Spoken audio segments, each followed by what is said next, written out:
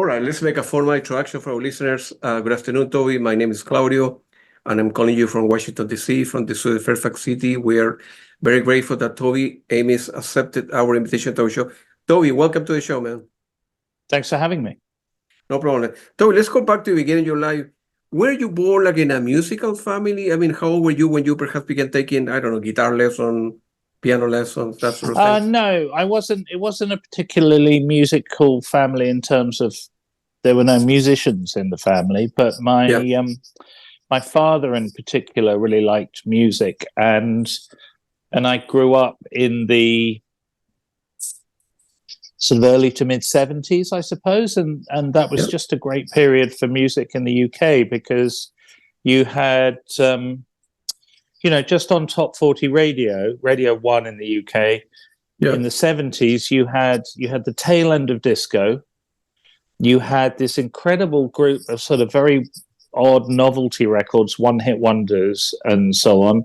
Then you had the start of punk as well, and then you also had these reggae records in the charts. So it was just a brilliant time to be exposed to music, and I think that was very formative for me. And my father really liked disco, so I remember the last 12-inch he bought was Gloria Gaynor's "I Will Survive." Which he absolutely adored. He's got like a thing for disco bass lines, I sort of worked out, because then he liked the Pet Shop Boys a lot and pretty much anything by Giorgio Moroder. So that was kind of my musical background, was just coming from a family where we listened to music a lot, but we didn't go to gigs and we didn't play instruments per se, although I started to. How old were you when you remember the first gig that you went to on your own with your, I don't know, a brother or friends? The first proper gig I went to on my own was, I think it might have been the Teardrop Explodes, or it might have been Echo and the Bunnymen at the Birmingham Odeon. But the one that influenced me around the same time was seeing the Cramps, who remain my favorite band. Again at the Birmingham Odeon, and that was a very formative experience. Gotcha. It's just one of the best gigs of my life. It was just fantastic. Good. Were you in any band with your buddies from high school or? Yeah, I had a band at school called the Rubber Ray Guns, which was myself and the lead singer, a guy called Liam. I used to play bass because that was the easiest instrument to play, I thought. And we were a sort of goth rock and roll band. Only played one gig at my house, but I loved being in a band, and I've been in several bands since. But I am absolutely useless as a musician. So I sort of used to describe myself in my last band as like being a cross between Brian Eno and Roxy Music, and Andrew Ridgeley and Wham. So, but. There is, if you're strategic about it and sensitive to the dynamics at play, I think that there is something to be said for having a non-musician in a musical band, because you have somebody who brings ideas in from different places. Absolutely, right. For example, right, like I don't know, a stupid example. A director of a hospital doesn't have to be a medical doctor, right? Yes. No. It could be a guy who knows medicine. You make an interesting point there, Claudio, because I did end up like sort of making a lot of suggestions, creating direction, but whether or not it was welcome, I don't know. But when you look for whatever you do for a living, from the outside, different point of view. It can help a business and a band and, a promoter and everything. So that was music. And then, so when kind of cinema came to your life? I suppose that you were going to movies at the same time, to the theater when you were a little guy, right? So again, I have my father to thank for that. There was an art center in Evesham, which is the town about 7 miles from where I grew up, which is in the middle of the countryside. And I remember my dad took me to see a film called The Enigma of Caspar Hauser, one of Werner Herzog's early films. Oh yeah, yeah.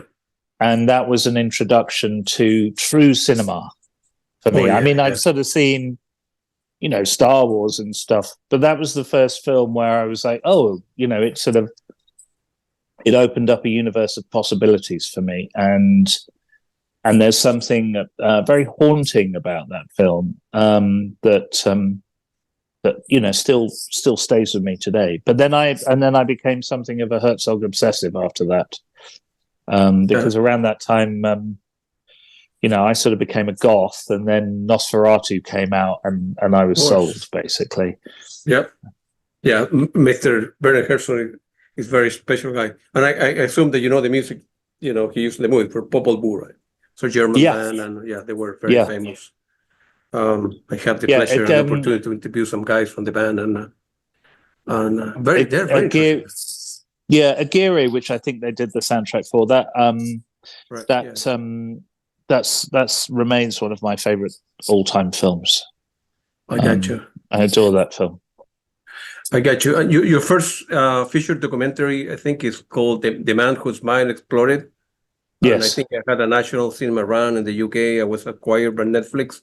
Feel free to elaborate a little bit of that and what would be the segue between, you know, I think you mentioned somewhere that Robert saw the film and that you get to know him way before, you know, you start. Well, broadly speaking, what happened is that, like, music to me is life. Music is my first love. Yeah. And but it never sort of seemed like a financially viable prospect for me. And partly, to be honest with you, because you've got to rely on musicians. And that can be quite hard in my experience, particularly if there's no money around, you know. So the thing that I've done most consistently in my life is DJ. So playing records. And there have been points where I made a living doing that. But I worked at MTV for a long time and found myself increasingly unhappy there. And so I retrained as a photographer, and I used to take portrait photographs. And when I went to take somebody's picture, I didn't take pictures of celebrities. They were normally sort of normal people in extraordinary circumstances. And so I had to work very hard to make them feel comfortable in front of the camera. And in that process, I realized that you could say that when you go to take somebody's picture, you are given a choice between taking a photograph of somebody having their photograph taken, in which case it's more about the sort of aesthetic that the photographer is imposing upon their subject. Or what was more interesting to me is recording the relationship between the photographer and the subject of the photograph. And so I learned that if I took time to make my subject comfortable and feel that the process that we were involved in was as much a collaboration as anything, then oftentimes the picture was better, and it was easier for somebody looking at that photograph to have an understanding of what it was to know that person a little bit.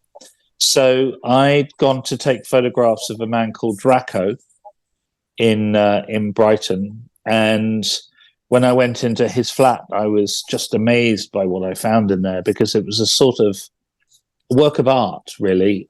He had memory loss, and to compensate for the memory loss, he'd sort of exploded his mind into his living environment. So he sort of surrounded himself by these sort of notes and these small works of art, these collages that reminded him of who he was.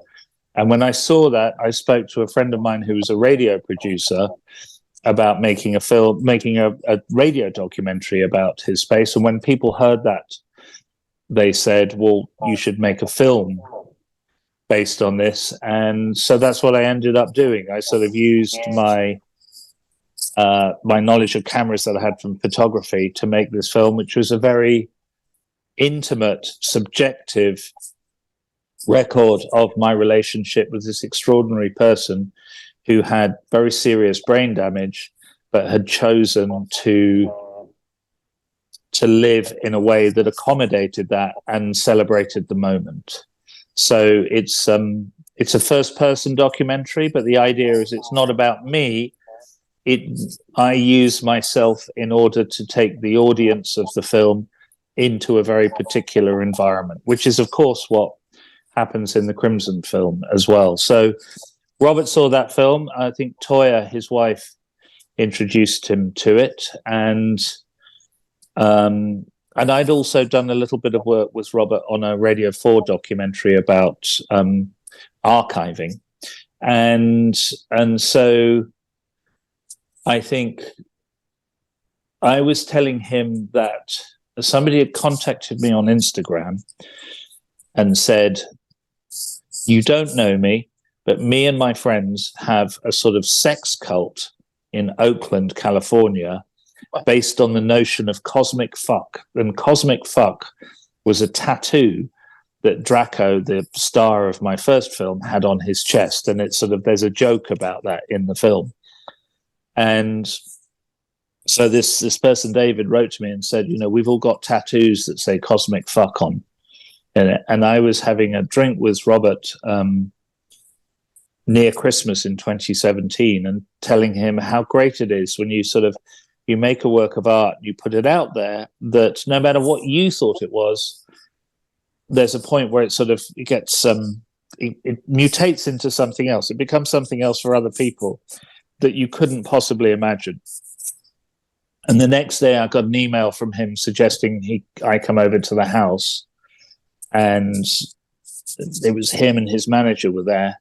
And he suggested that because there was a 50th anniversary for King Crimson coming up, that perhaps I might like to make a film about the band and, you know, what it means to be King Crimson at 50. And the working title for that was going to be Cosmic Fuck, spelled F-U-K-C, prog rock pond scum set to bum you out. So that's how it came about. Yeah, wow. And where are you given? Totally normal. Yeah, no, I can tell. You knew King Crimson, you knew the music a little bit. I mean, Robert Fripp had played with so many people, you know. Wally, yeah, I was aware of Robert's David work Sylvian, and with, you know. Yeah, so. I was aware of his work with Eno. Yeah, and with Bowie, but you could say that's with Eno too. And the rest of it, no. And I sort of, I think because I was a bit too young to be a proper punk, but I remember listening to punks on the radio, and they were very dismissive of prog rock. Yeah. And I also remember the sixth formers at school when I was sort of pissing about wearing makeup, and that there were all these sort of sixth formers with long hair and greatcoats, and they were listening to, all these prog bands basically. And so in that very kind of small-minded generational warfare that you get between 1 and 2 years at a school, I was like, I'm not listening to any of that, and so, having some understanding of King Crimson now, I recognize that was very unfair on them. Not that they give a shit, but because to me, I think that they are certainly the Discipline band, for example. That's like a post-punk band, basically, and it contained members of like post-punk bands, That's right. But like, no, I didn't know anything. I mean, obviously I'd heard In the Court of the Crimson King and Schizoid Man, but that was about it. So most of the time I sort of listened to dance music or like relatively obscure rhythm and blues and rock and roll from the 50s and 60s. So it was like very much outside of my, one of my favorite bands in the world, The Beat Happening, used to change instruments after every song in case they got too good at playing them. Really?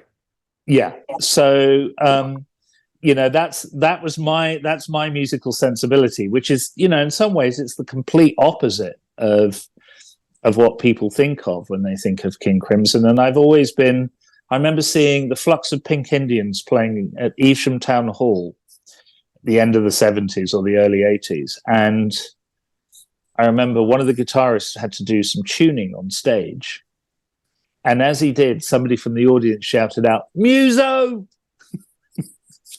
And I remember thinking that was perfectly reasonable at the time. So yeah, no, I don't come from a background that was appreciative of King Crimson at all. Which in a way, I think was useful.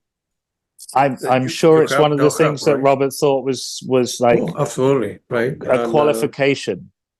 Yeah. So you have the meeting with the were you given any instruction or limitation? Hey, dog, talk about this. Don't talk about this.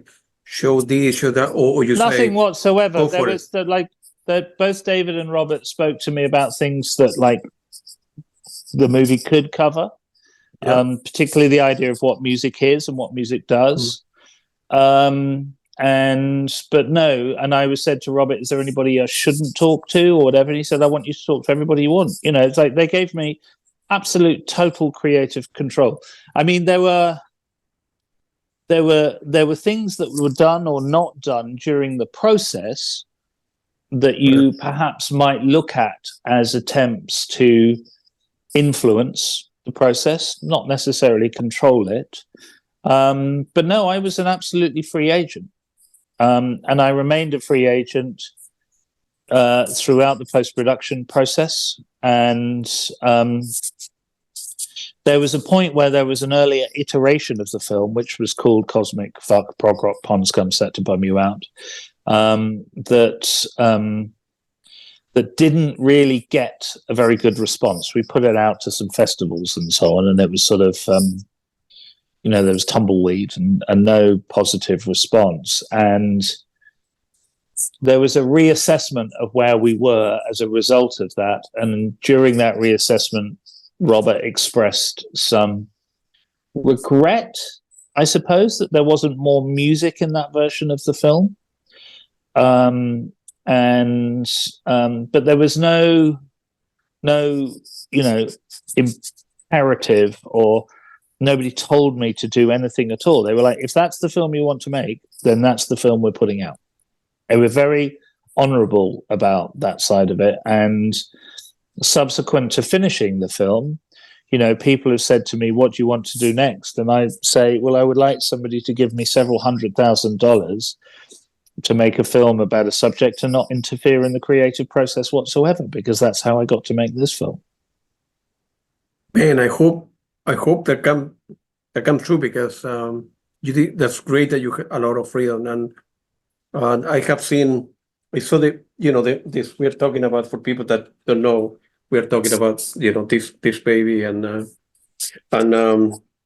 I did get into a lot of trouble for being on stage when that photograph was taken there. Really? Yeah.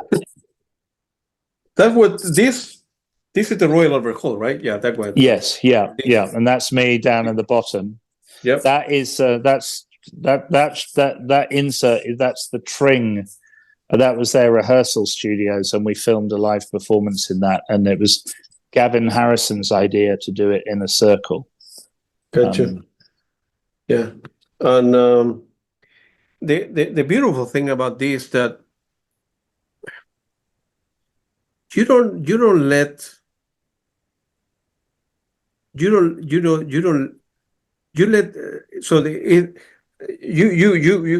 you've created the film, edited, and it was you were not imposing any idea, so it's up to the viewer to understand what they get out of King Crimson, which is very different, because, I don't know, I have a documentary of, Genesis, right, where Steve Hackett and Tony Banks and Phil Collins, all they're sitting together, somebody in the back, they're asking questions, everybody's happy, everything worked out, and this and that, and they go home, right? In your film, for people that haven't seen the film, is controversial. Some people were nice to you, some people were not nice to you, and so on and so forth. So you create a documentary. It's up to the viewer, get whatever they want to get out of the film, and get to know individual members and the band, Thank you. I'm very serious at that though. Yeah, I really No, mean it's that because, absolutely my intent. It's right? I'm too stupid to tell anybody else what to think. Yeah. And I'm an anarchist, and so I've always hated being told what to do, and I'm particularly get cross if somebody tells me what to think. And I'm a disciple of the filmmaker Ernst Lubitsch, who is reputed to have said words to the effect of, if you tell the audience that 2 + 2 = 4, you'll lose them. But if you give them the 2 and the 2 and let them work out the 4 for themselves, you've got them. And I just think, like, the magic of cinema is that you're watching still images. You're not seeing movement. The movement is created in your brain. That's right. That's absolutely. Through an individual act of imagination that happens like 24 times a second. So, it's what Robert would call cosmic horseshit, but that's what I start from that notion and think and I have a background in radio. So, it's the more you can get your audience's imagination to work and make them feel that it's not a chore, that it's a collaboration between the filmmaker and the audience, I think the more powerful the film becomes. So I'm very glad you said that, Claudio, because it's really important to me, particularly with a band where there are so many different iterations of the band, for starters. There are so many different points of view of the band involved in it as well, that it's just not for me to come in with some kind of like, this is the story thing. And it's like, you're right. We've all seen those music documentaries. They're fucking boring. They're really formulaic. And a friend of mine, when I was making The Man Whose Mind Exploded, said, it's your job as an artist to change the shape of the medium that you work in. And I haven't done that in any particularly clever way or whatever, but I just want to increase the possibility of what the audience can experience by doing that. And unfortunately, that does require some out of focus and underexposed shots at times. But yep, absolutely. So be it. Yep, I have seen the documentary. I think on the theater twice, and then I own the DVD, Blu-ray, and all that stuff. So at least 3 times, I think 2 or 3 times.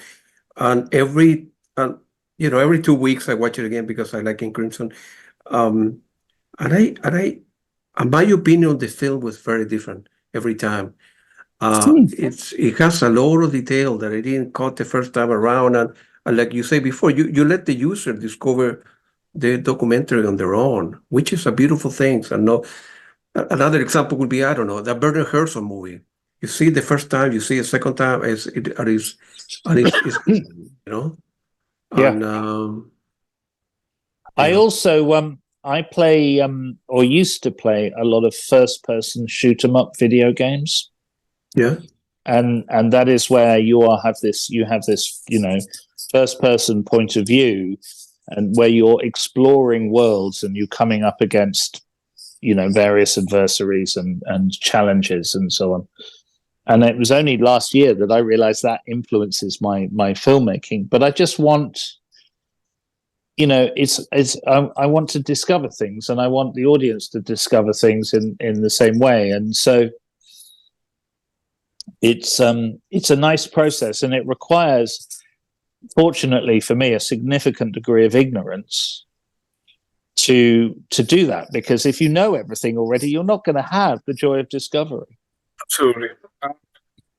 Like a little kid discovering the world, right? Yeah. The parent taking to a park or the games, and the kid doesn't know anything, has been at home, and then all of a sudden they discover the world. Man, it's very different from my room where my toys here are. Yeah. And it's like it's your version of the world. It's not somebody else's version of the world. But there is a degree to which being ignorant of your subject matter, sometimes it can come across as disrespectful, And sometimes it's not useful. And there were plenty of times in the making of the film when I sort of got, metaphorically speaking, slapped, Yeah. because I had asked a particularly stupid question or one that was considered to be impertinent. And that's not just with Robert, Yeah, no, I know what you mean. For me, growing up, in many ways, I thought at the beginning that for road trip to be, and this is my own term, I'm not a critic. I'm a guy who love music, who buy a lot of records, who go a lot of concerts. So this is my opinion, but like a complicated guy at the beginning, and then I start listening, buying a lot of records and going to their concert, and I discovered it took me a while to understand that King Crimson, in many ways, a way of doing things. It's a way to forward movement, if you will. It's not.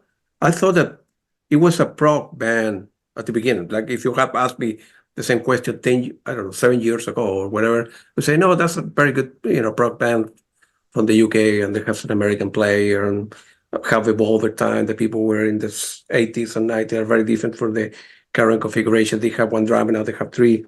I thought it was a great progressive band, complicated music with Robert Fripp being a complicated person. But now over the years, I understand, I think I understood that it's a way, King Crimson is a way to doing things where they need to be on the top of the game, hire, Robert Fripp hire the best of the best. It's a very stressful environment. Some people can make it, some people cannot make it, The people get paid well. I think all the profit are divided equally. Instead of Robert Fripp taking, 40, I'm making this number, 40%, and the rest of the guy, as a group, they take only 60%. So it's a very different approach to run a company or run a business, if you will. The King Crimson, Yeah. You're right. So, and it's very punk rock too. Yeah. I think there's something to be said. I was talking to a painter the other day, and he said that his gallerist said to him, if you want private jets and castles and speedboats, I'm not the gallerist for you. But if you want to be able to make exactly the kind of artwork you want to make in a way that's sustainable, and frankly, more than sustainable, then I can help you out. And this painter, who's very successful, said he thought about that, and he was like, that's what I want as an artist, is I want to be able to do what I want to do without having to be concerned about the sort of financial repercussions of it, or whatever. And, that's what King Crimson has done very successfully, with... it's not always been easy, and I think certainly when they were sort of more involved with major labels and so on, it was quite difficult. But now it is a sustainable art business that makes no creative compromises whatsoever. Everybody gets well paid. They don't fly around in private jets, but then as Bill Bruford said it's the only band in the world where you can stay in 5-star hotels and play in 5/4 time or whatever. I think it's so with regard to what the way of doing thing is, I don't really know, but that's what the film's, it attempts to describe some of that process. Yeah, absolutely. In general, some musicians were a bit hostile with you in the sense that they were mad when you were, poking them and ask questions and elaborate on that. Were you uncomfortable or? Hold on, I've got something going on with my washing machine, Claudia. No problem. Sorry. Yeah, no problem. Thank you. No problem. Well, I have a friend, a musician called Hal Gelb, who's a solo artist, but also was in a band called Giant Sand. And I was trying to make a documentary about him forever because I love his work. And at one point, he just got sick of me badgering him, and he just said, why would I want a documentary made about me? And I was like, I've got no answer to that because I wouldn't want a documentary made about me. So, I preface any discussion about any difficulties I had in making the film with that notion, because I wouldn't want to have a documentary made by me. I wouldn't want me getting in the way of the thing that I was meant to be doing, which is, practicing for a big show in the Royal Albert Hall that night, for example, or whatever. So, it's just a very difficult balance to achieve, is to get people to speak honestly about what they do, and to speak about what they do in a way that somebody perhaps isn't a musician can understand, and for those things to resonate in such a way that they not only speak to what's happening immediately, i.e., they're playing a show or whatever, but what was of more interest to me, of how those dynamics teach the audience something about the human condition. So in order to do that, sometimes you need to push a little bit harder. Not really push, but it's more a question of, it goes back to that thing I was saying about being a photographer, that you need to establish this sense that it's not an interrogation. You're not there to tear out somebody's soul and then go and exploit it for money. You are collaborating on a project which is designed to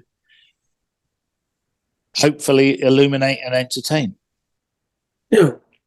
You established at the beginning, it takes a while, whatever you do for a living, but establish some rapport with the person in front of you, like you and I, Ralph. You start getting a feel of the question, then little by little you ask general question, and you let the person, in this case a musician, be comfortable with you to open up, and it goes from there. Some people want to talk about themselves. Hey, I used to be in the band for 10 years. It was great. It wasn't great. They treat me well. They didn't treat me well, or whatever. But you are with your camera.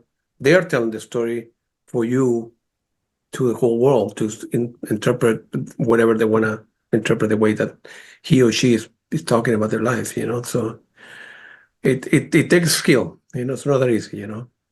Well, I used to work in television, so I see. Yeah. Where and that's not a very ethical industry in my experience. And so once I was sort of behind the camera and had, kind of total control, part of the raw material of my films is about the very dynamic that you're talking about, which is the ethics of this process. And so for the first two films that I made, I didn't get release forms signed until after the film was finished, because which is not something I'd recommend anybody does, and certainly it's not something any film producer would recommend anybody does. But what it has two impacts, one of which is that you're not starting a relationship with your subject, getting them to sign a piece of paper that allows you to fuck them, basically. Yeah. And so I think that's very positive. And then also it requires me to make a film that is honest. Absolutely. And I'm vain enough to think that if I make an honest film, that even if the subject doesn't particularly like it, they recognize it's honest and they will sign, a release form. With Crimson, it's slightly different because it was the manager who got everybody to sign the form, but nobody complained. Nobody had an issue, significant issue with how they came across in the film. Although there was one member of the band who insisted on seeing his sections in the film and excising bits if need be. I'm not at liberty to say who that person was, but I think a lot of fun can be had in trying to work out who that person was. And the cuts that he required were, in my opinion, perfectly reasonable and didn't change what I needed the film to do at that point. So, but other than that, it's just, like I said, I think if you make something that's sincere and from your subjective viewpoint true, then I think people will be comfortable with it. And some, I suppose, some musicians, some artists, they're tired of being asked the same question. I don't know. If you were asked, Peter Gabriel, why you left Genesis, or Phil Collins, why they're tired. Your question and when people were open up were different. The questions were different. You were not interrogated. You were setting up the scenario for them to engage with you, and they were freely to talk whatever they want to say about this or that. And the question your question were open ended, and it was their responses were great. And you as a viewer of this documentary, you get to know the musician, and which is great, which is great, from their point of view. So, like we say before, in many documentaries, the questions are the same, and everybody's happy, no conflict, no issues. Well, there are many documentaries. Many documentaries now. I mean, and this has something to do with economics as well. Is that they are effectively, people know what they're going to be before they're made. That they're effectively a magazine article with pictures. And I was very aware when I started this that there was already a definitive biography of King Crimson, which had all of the answers, in Sid Smith's book. So I didn't see any point in remaking that. And also, it's, for me, the difference between television and cinema is that cinema gives you a sense that you are in the moment, that you are part of what's happening on screen. And obviously, if you make something as subjective as my films tend to be, if you're any good at it, you can kind of accentuate that sense. And there's either a cosmic kismet to the whole thing or an irony that both the feature films that I've made are essentially about the importance of being in the moment. So, and when I was editing my first film, The Man Whose Mind Exploded, originally what had attracted me to the lead character in that Draco was his extraordinary biography, because he'd worked with Salvador Dali. Apparently he'd sold drugs to the Rolling Stones. He'd had this incredible life. But actually, once you went back to that, the film slowed down, because what was most interesting was being with this person in the moment. And because he had no short-term memory, he was very much in the moment because he had no choice but to be. That's right. So it's important to me to keep the audience in the moment as much as possible. So if I'm going like, in 1974, when you said this, it's much more interesting, I think, to sort of, and it's at the risk of getting shouted at, which I did several times, ask one of those very childish questions, why, how, and see what the response is. And oftentimes, if you commit to the moment, you make your subject aware that you really care what they say, that you're listening to them, you generally get a great response, in my experience. I agree with you. Some Thank part, you. no problem. Some part of the film were maybe poorly shot or out of focus, but they were effective. Right? How dare you? No. Well, we're becoming. I know. We're becoming friends, Toby. It's. But they were effective. They were effective. I don't know. Well, it's just. I mean, they wouldn't be in there if they didn't do what they needed to do. That's right, the thing. Yeah. It's that. But I'm not. I wince every time I see those shots.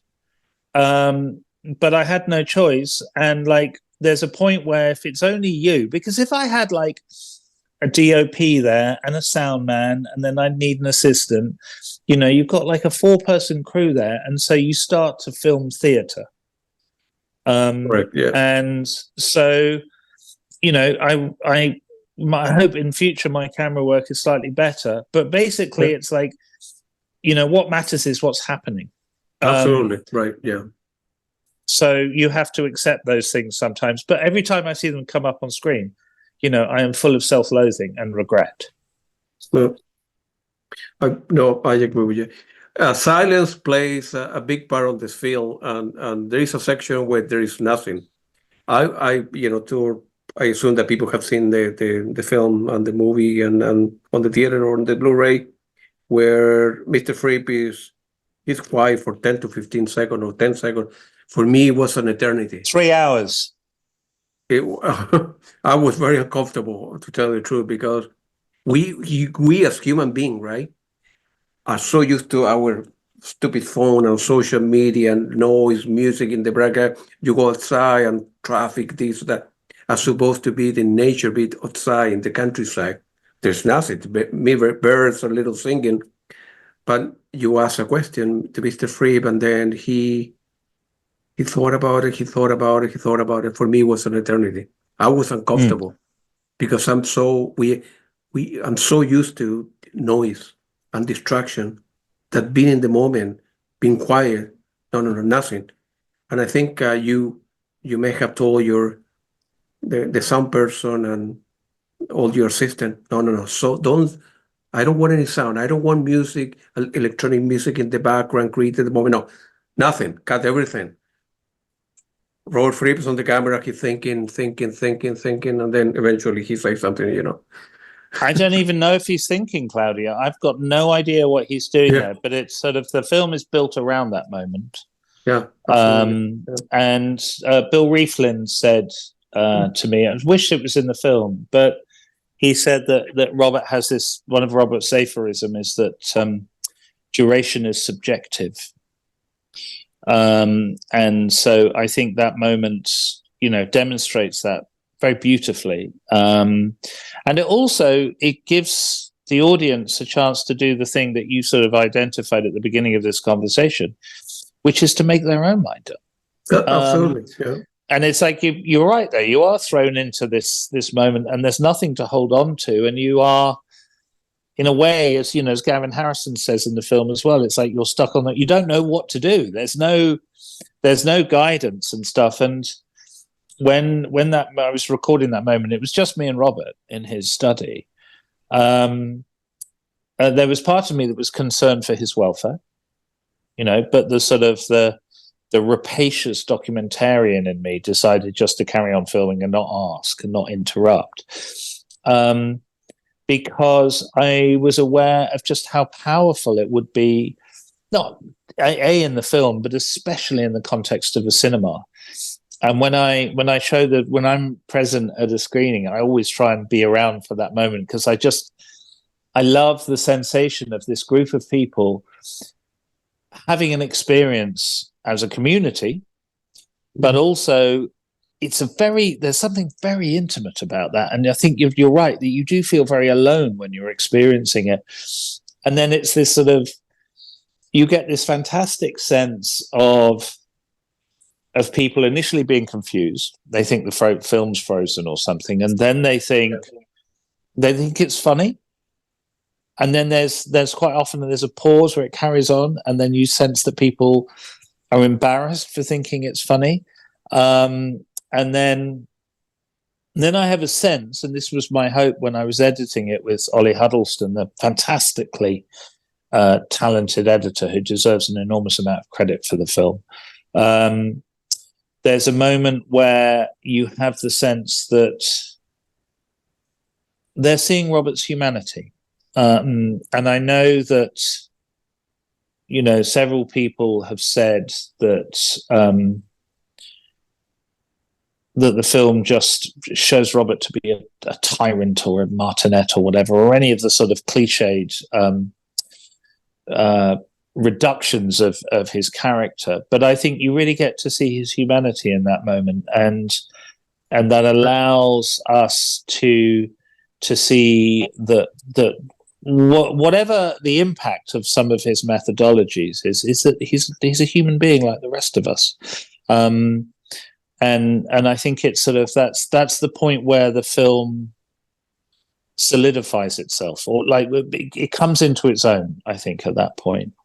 Thank you. This is the first time in my life that I have seen, Robert pondering about the question, thinking, quiet. You don't know what to do. You don't know what to think. But like you say, you get to know Robert not as a musician, but as a human being.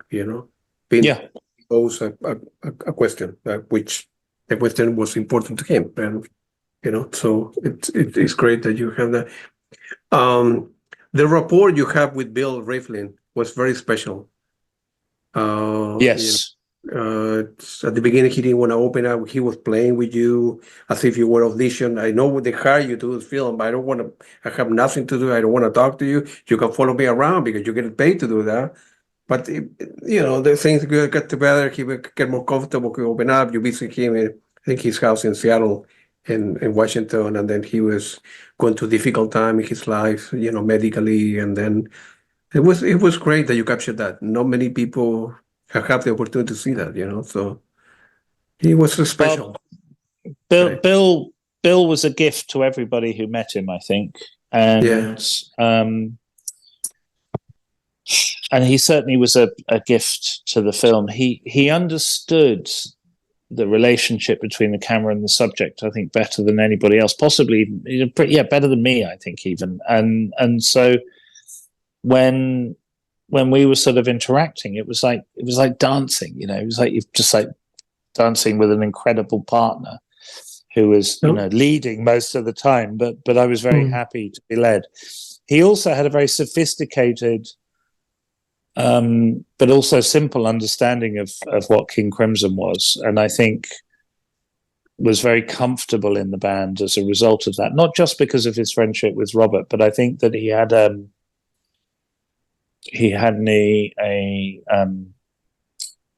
profound understanding of some of the creative principles at play there, and some of the philosophical ones too. And I was very quickly aware that you're always, as a filmmaker, you're always looking for a way to demonstrate to the audience why the subject matter of the film matters. And if you have somebody who is choosing to spend their last days on Earth playing in a band, it gives you a pretty good idea of why that band matters. And Bill was tremendously generous and kind in allowing me to, in a sense, exploit his personal circumstances in order to demonstrate that. Obviously, I tried to approach it with as much sensitivity as possible. Sure. But both he and I were aware that was, part of the dynamic that was going on, and because he's Bill, he managed to make some brilliant jokes about it as well. But it's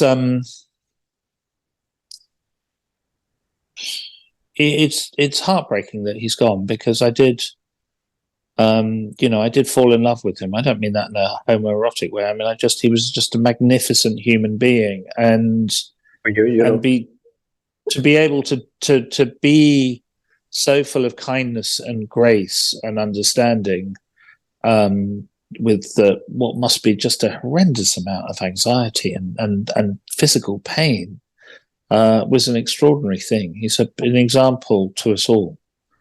But it was horrible having to edit him, after he'd gone. Yeah, and think about it. If God came to you, Toby, and say to you, you have a great life, this and that, you have 30 days to live. What will you do with the 30 days? Well, you are working a film. You could finish that film, or you can break the contract. You reach out to the loved one, your family, your parents, friends, and I have only 29 days, 28 days, 27 days.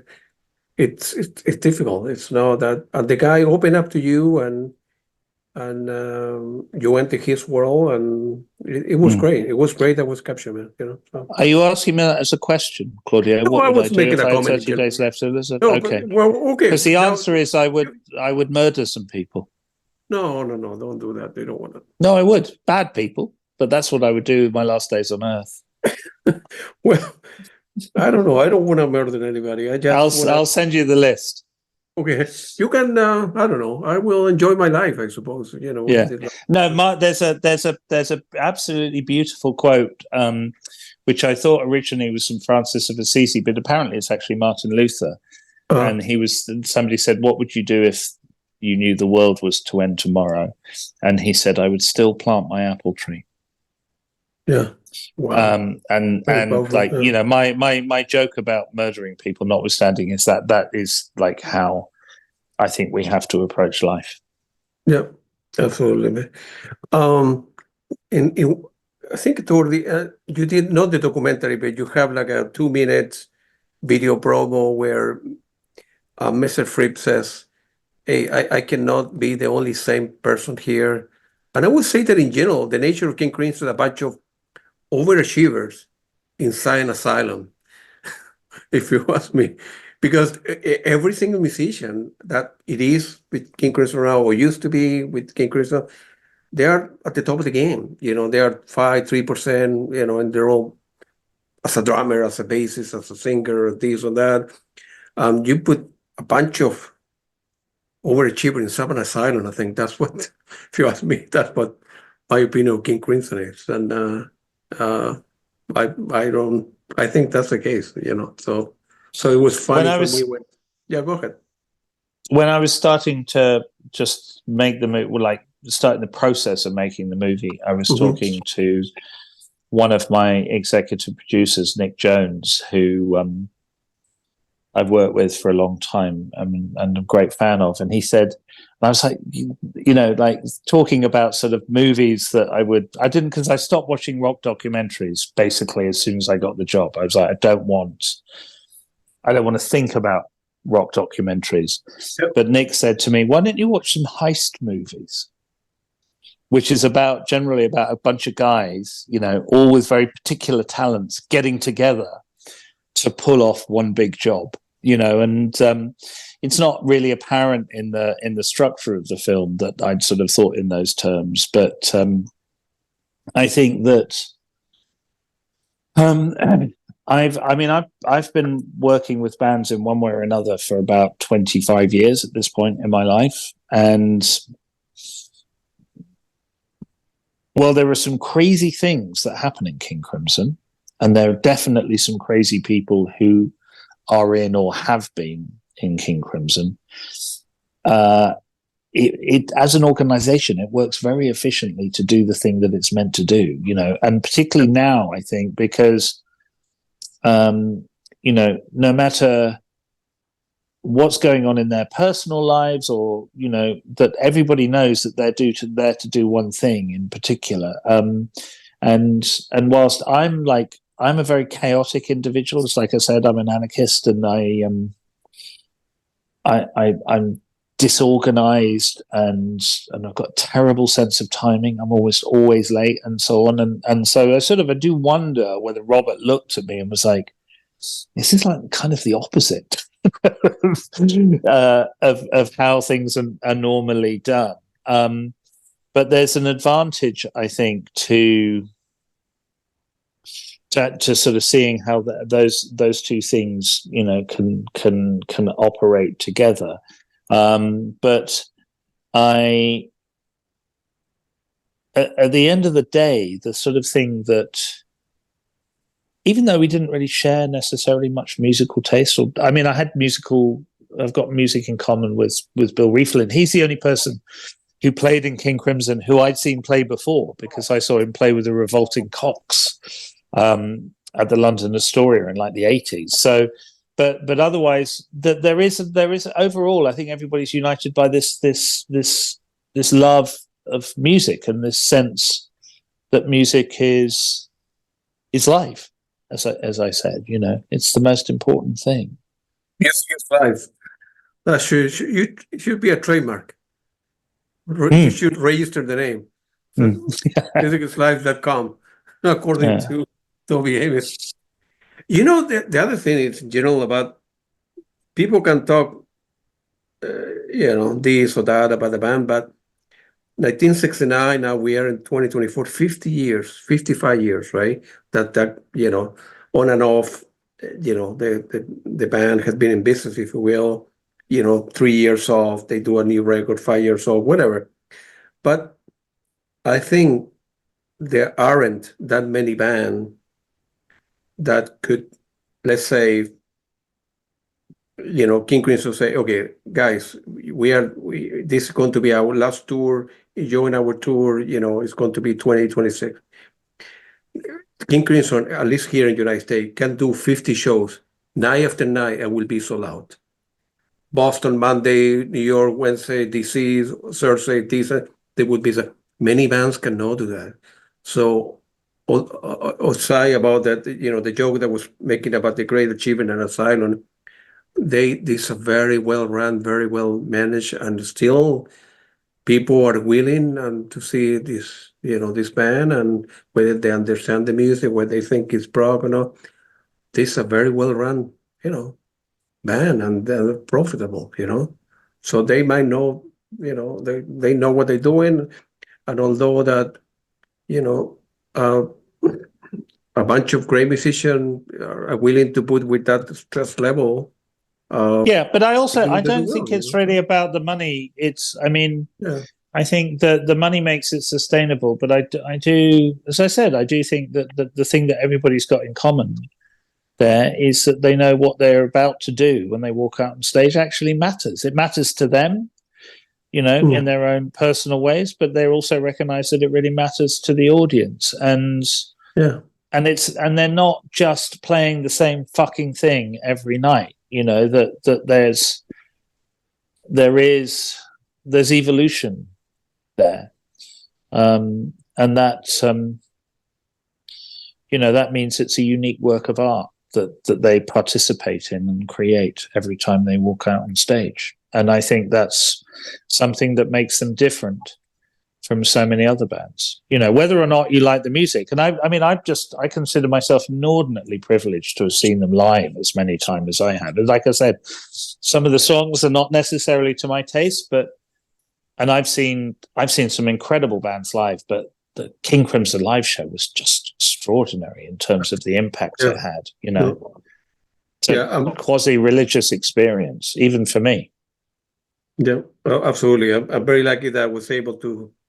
I have seen them many times, and David Singleton was mentioned last week 10 days ago when I talked to him that very unlikely for King Crimson to return again. And so I was able to see them the last 3 gigs here in New York, Boston, and Washington D.C. with the last tour of King Crimson here in the United States, and it was great. It was great. It's a great show. Robert seems to be irritated a little bit in this documentary, a couple parts when you were close to him. I think they were sort of thing. They were in a kitchen or backstage before a show. He was irritated me everywhere. Claudio, before we get onto this quite lengthy topic, I will have to go fairly soon. Okay. I'll just warn you. So, gotcha. Well, like I said, I wouldn't want to have a documentary made about me. So I understand to some degree why having somebody like me around can be irritating. I am also, on occasion, an irritating person to have around. Also, everybody there is doing another job. Their job is not to be interviewed by me. It's my job to interview them, but it's not their job to be interviewed by me.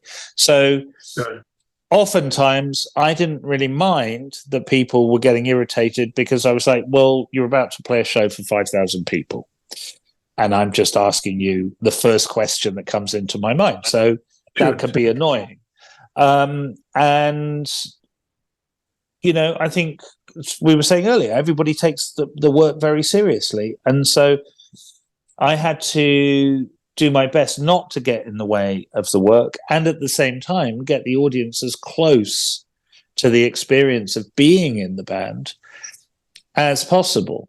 And with regard to the relationship with Robert, obviously I had to be careful not to piss him off so much that I lost any access at all. Nevertheless, I was there to get material. So the advantage of my warts and all approach to documentary making, of course, is that if things go wrong, I get a record of things going wrong. I don't I don't think consciously I provoke in order to get things to go wrong. I think that would be too exploitative. But if they do go tits up, then so much the better. So, but I think in seeing Robert getting irritated with me, over and above you seeing one man getting irritated with another, is what you see is how seriously he takes his work. Absolutely, you know? And there's, one of my favorite moments in the film is where I ask what to me is a perfectly reasonable question, which is, can't you just give yourself a break? And that's really upsetting to him. And I think that tells you a tremendous amount about his commitment to the work. And like I said, I think my question was reasonable, but his response to it was like, you learn so much about his approach as an artist from that, and I live in a town which is full of people who, because they can play a couple of chords on a guitar, think that allows them to behave badly in all manner of ways. And this is not that bad. The playing of the guitar is the thing. It's not that it leads to groupies and wealth or whatever. It's, the work is the work. So if I got in the way of it, I could totally understand why people got pissed off with me, to be honest. Yeah. No, it was, no. There were reasonable questions, I think. I wasn't there always. Oh, there's lots of, there's a trailer on YouTube on my, channel. Yeah, which we call the making of. I need to watch it in the Court of the Crimson King. Well, maybe you could cut it into the your podcast, but yeah. So it's basically every time I got told to fuck off. Stuck together. I need to watch that. Maybe I would. Yeah. Can I can I take the part? Yeah, of course. Yeah, help yourself. If it's it's Google in the Court of the Crimson King. What are you? The last question, Toby. I know you need to go. What are you working nowadays? What? I am working on a sort of horror movie based on a documentary that goes horribly wrong. So it's a fiction film, but it's a fiction film in an area where I have a degree of comfort, shall we say? And I worked. I'm 56. I came to filmmaking quite late. And I love making documentaries. Actually, I don't. I hate making documentaries, but it's what I do. But for me, the kind of documentaries I like to make, there's no time limit on them. They're finished when they're finished. So there's very little control with regard to the schedule and so on. And so I'd like to make a fiction film which looks like a documentary, but one where I have a bit more control over the subject matter, basically, and see how that works out. And I really like the potential of being able to play with one medium or one genre in another, if you like. So that's what I'm working on. I can't tell you too many more things about it, but I need about $3.5 million if anybody would like to give that to me for executive producer credit. Yeah, good. All right, man. It was very nice talking to you. We're talking to Toby Amies about the Court of Crimson DVD, Blu-rays, and another box with a lot of CDs and buy it. It's great. It's great to miss you were the executive producer as well as David Singleton. I was the lead director. producer. I wasn't the executive producer. I was the cinematographer, the sound man, the production manager, the production coordinator, and the sort of unofficial head of press and distribution. But good for you, man. Well, everything.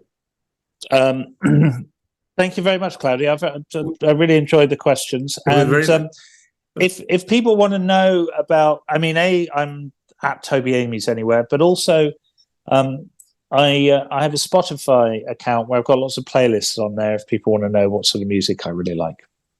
Right. If you send me a link. I will. With this, I will include it as part of the dashboard. And the same, if I could, I don't know if I'm able to download the making of. But if you give me access, I can append that toward the end of this interview. I think you'll be able to people watch. I think you can just rip it off YouTube. I think it'll be fine just using a download. I'm not sure I've got a I'm going on holiday in 2 hours, which is why I need to go. Okay, good. Yeah, So I would try my best, but okay. It was very nice talking to you. Oh, take it easy, man. Hopefully we'll see you in London soon. Good. Muchas gracias. Adios. Okay, de nada. Bye. Bye. Ciao.